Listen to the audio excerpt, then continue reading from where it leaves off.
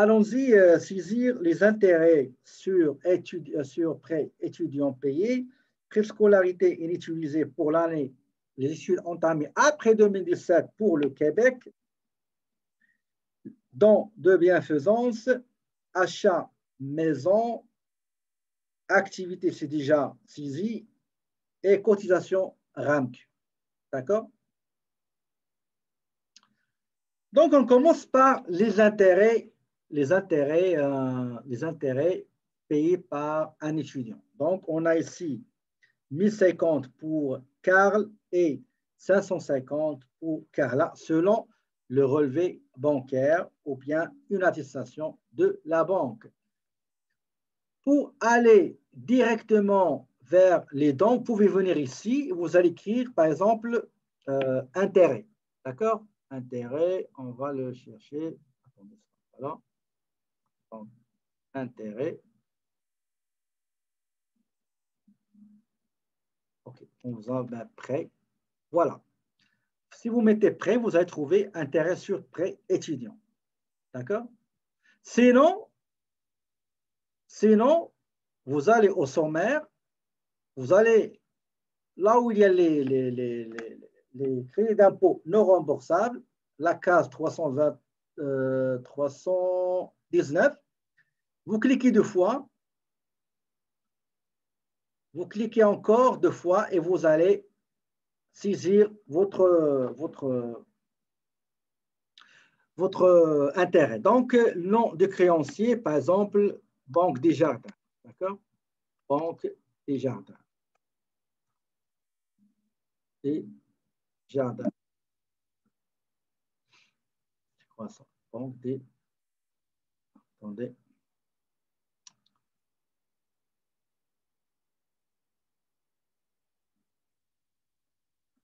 Banque des Jardins. Donc, ça c'est Karl, OK? Karl. Donc, 1050. OK? Et comme vous le savez, on peut reporter les intérêts pour 5 ans. D'accord? Pour 5 ans. Donc, oui, le clavier, fois, il devient QWERTY. Ça se parle, je vais le corriger à AZERTY. Donc, Banque des Jardins. Voilà. Pour Carla. Donc, Carla, qu'est-ce que je vais faire? Regardez, je garde la fenêtre ouverte. En haut, je switch pour la madame et j'ai le même formulaire, donc, des jardins. Ça se peut qu'il y ait d'autres banques. De toute manière, on va garder des jardins. Si la RBC, vous mettez RBC. D'accord? Donc, 550. Et vous remarquez que les intérêts ont été saisis. Maintenant, frais de scolarité inutilisés pour le Québec. Frais de scolarité inutilisés pour le Québec. Donc, c'est l'annexe T. L'annexe T, attendez, l'autre fois, je vous ai montré comment il faut faire. Nous allons au sommaire. Donc, aller à sommaire. Je switch vers le Québec. Je cherche frais de scolarité. Okay. Frais de scolarité, ils sont là. Je clique 2 fois. Je clique, attendez, annexe T, pardon, l'annexe T. Et je vais remplir l'annexe T. D'accord? Les 2 frais de scolarité, on a dit que c'est des études qui ont été entamées, effectuées après 2017. Ça veut dire, quel est le taux, s'il vous plaît, qui sera appliqué si c'est après 2015? Donc, le 8, on va descendre vers le 8 et on va chercher les années antérieures, inutilisées. D'accord? Les montants inutilisés. Attendez, je vais vous le montrer. 2019. Voilà, ils sont là. D'accord? Donc, la ligne 44. Donc, la ligne 44. Et on va saisir ici. Regardez. Regardez. On est où? Regardez en haut. En haut, c'est qui la personne concernée? Carla. C'est Carla. Donc, il faut faire attention. Donc, ne saisissez pas les frais scolaires de Carl. C'est très important. Et souvent, moi, je me trompe. Donc, vu le volume des déclarations, ben, ça fait longtemps, ben, parfois, on oublie. D'accord? Donc, il faut toujours voir c'est qui. Regardez, ici, c'est Carla. Donc, je dois être sûr que je vais remplir dans la ligne 44 le montant de Carla. Donc, Carla, c'est 1665. D'accord? 1665. Je reste dans la fenêtre et je switch vers Carl. Dans la ligne 44, je dois saisir quel est le montant? 335. D'accord? 335. On a terminé les frais de scolarité. Maintenant, on va aller vers les dons. Pour les dons, on va écrire dans la petite fenêtre, il y aura l'annexe 9. On choisit l'annexe 9. L'annexe 9, il est là.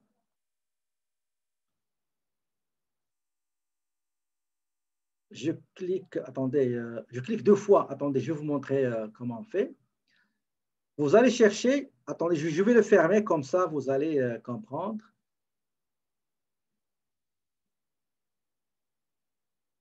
Fermé. Je saisis le mot don et j'aurai 49 assurant, pardon,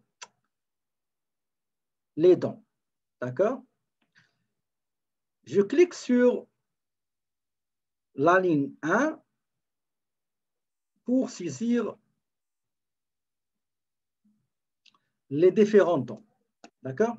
Donc, le premier don, je mets le nom de l'organisme.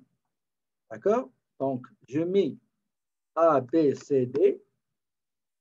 Est-ce que c'est Québec? Oui, c'est Québec. Et je mets le montant.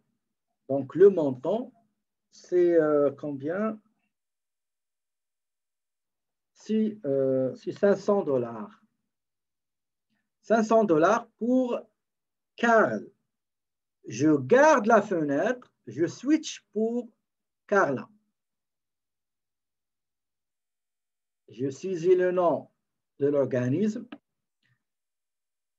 X, Y, Z, W au Québec.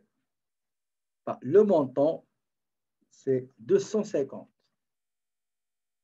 D'accord? Donc, les dons, j'ai terminé les dons.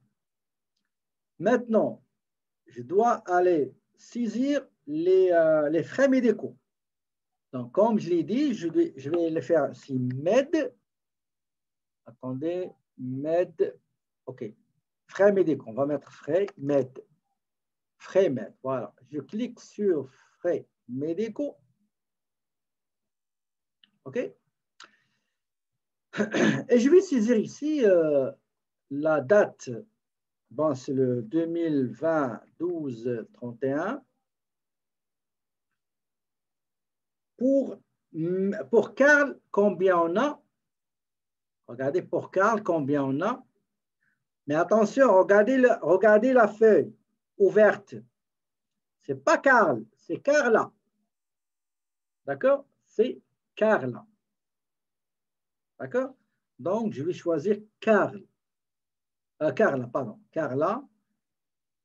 Paiement fait à Family Prix, par exemple. Family Prix. Description, je m'en fiche. Et je saisis le montant que j'ai ici de Carla. Ah, j'ai 0.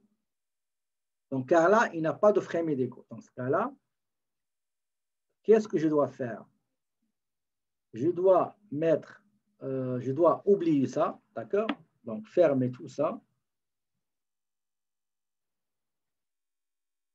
Voilà. Je switch vers Carl et je saisis 2020, 12, pardon, 12, 31. C'est Carl, normalement, qui en a besoin. Donc, c'est Carl Mignon. Fait un famille des prix. Famille des prix. Et le montant, c'est combien le montant? C'est 6 000. D'accord? 6 000. Donc, la règle, vous savez, la règle, 3%, il faut que ça dépasse 3% de revenus nets. Si c'est oui, ben, on prend le 3%, OK, moins les frais médicaux, la référence entre les deux, et le maximum, c'est 2397. D'accord? Donc, je prends les frais médicaux, moins 3% du revenu total. Il ne faut pas que ça dépasse 2397. Donc, les frais médicaux ont été saisis. Maintenant, achat de maison neuve. Achat de maison neuve.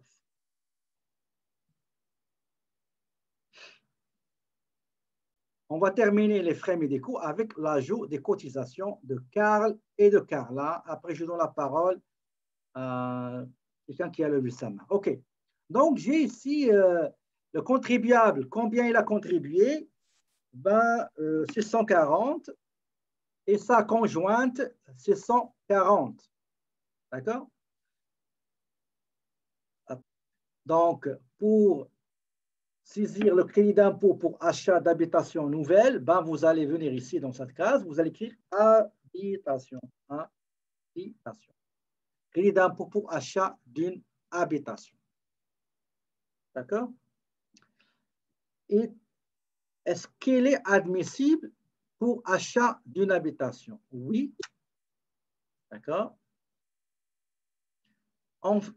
Et ici, on va mettre le numéro de matricule ou bien ce qu'on appelle désignation cadastrale, okay, inscrit sur le compte de taxe. Pourquoi oui? Pourquoi oui? Parce que la loi, elle lui donne une nouvelle habitation. Il y a d'autres conditions. D'accord? Ça ne veut pas dire que vous avez une maison et vous allez acheter une nouvelle maison secondaire. Ce n'est pas admissible. Ce n'est pas admissible. D'accord? Non, il s'agit d'une habitation principale. C'est pour ça qu'on vous dit, est-ce qu'il est admissible? Quelqu'un qui va me ramener achat d'une maison, ben, je vais lui demander, est-ce que c'est pour résidence principale ou bien résidence secondaire? Si secondaire, ce n'est pas accepté. D'accord? Est-ce que j'ai répondu à ta question, M. Haït? Excellent. Maintenant, je vais saisir le numéro matricule, par exemple, 1, 2, 3, 4, A, B, C, D. Donc, c'est lui le propriétaire. Donc, s'il y a d'autres copropriétaires, on peut les ajouter ici. Ils peuvent se partager le gâteau, comme on dit. OK?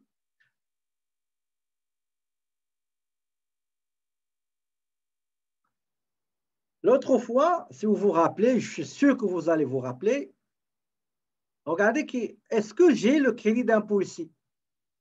Le crédit d'impôt de 5 000 $, sur lequel on va appliquer 15% qui va nous donner 750. Quel est le problème? Quel est votre problème ici? Vous avez fait votre déclaration et quand vous allez checker le sommaire, vous trouvez qu'il n'y a pas de crédit d'impôt pour achat d'une habitation. Est-ce que vous vous rappelez de ce problème-là? J'en ai parlé 3 fois. Et je vous ai dit comment remédier à ce problème. Il faut cocher. Cocher quoi? Qu'est-ce qu'il faut cocher? Double-clic, OK. Je vais double-cliquer. Attendez. Donc, achat habitation. Voilà, je clique ici. Regardez, vous avez montant achat d'habitation. Vous cliquez encore 2 fois et vous aurez cette feuille-là. Cette feuille. D'accord? Vous allez descendre en bas et vous allez trouver crédit d'impôt pour l'achat d'une habitation. OK? Pourquoi, regardez, pourquoi il n'y a pas oui ici, à votre avis?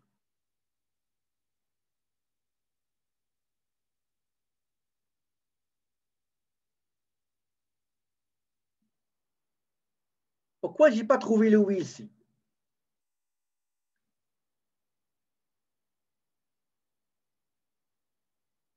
Ça, je ne vous l'avais pas dit l'autre fois. À votre avis, pourquoi? Pourquoi je n'ai pas oui ici?